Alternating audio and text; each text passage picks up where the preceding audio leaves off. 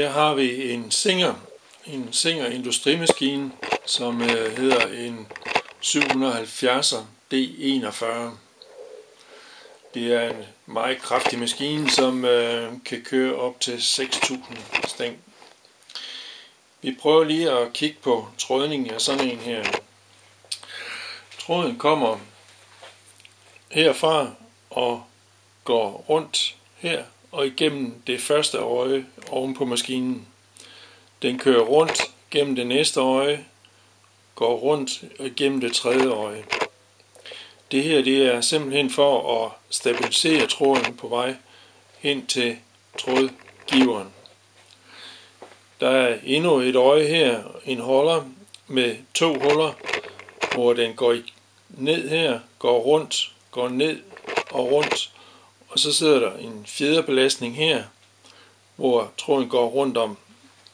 Og det er simpelthen for at tage det slæk, som kan være i tråden, når trådgiveren den kører op og ned herovre.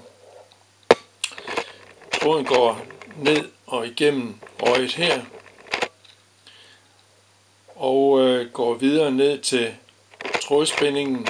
Trådspændingen sidder her, og det er normalt ikke en, man regulerer på, men den skal selvfølgelig passe til undertråden og til den tråd, man kører med, og det stof, man kører med. Tråden kører imellem 2 metalplader, som spænder om tråden her på trådspændingen, og den kører rundt her, op og rundt om den hemfeder, som sidder heroppe. Den går hen over hemfederen, ned og igennem øjet her, op igennem trådholderen her, og op her, og igennem øjet heroppe i trådgiveren. Man kan ikke se trådgiveren her, for den sidder bag ved en metalplade, men den kører op og ned herinde under.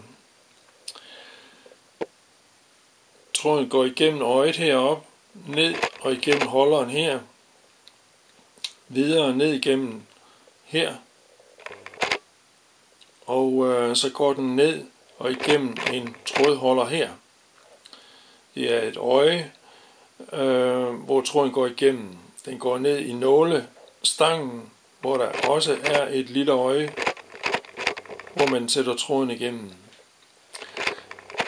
Tråden går videre ned til nåleøjet, som sidder her. Den her maskine her har en griber, som kører den vej rundt her. Og det vil sige, at slidsen på nålen vender den vej ud her. Og nålen skal derfor trædes fra den side her og igennem nålen og ud på den her anden side her, som vi kan se, tråden ligger her. Normalt skal man ikke stille på trådspændingen, som sidder her.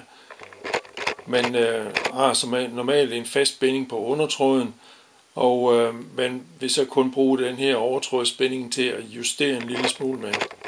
Men kører man med den samme tråd og syr nogenlunde det stamme, så er det ikke noget, man skal røre ved.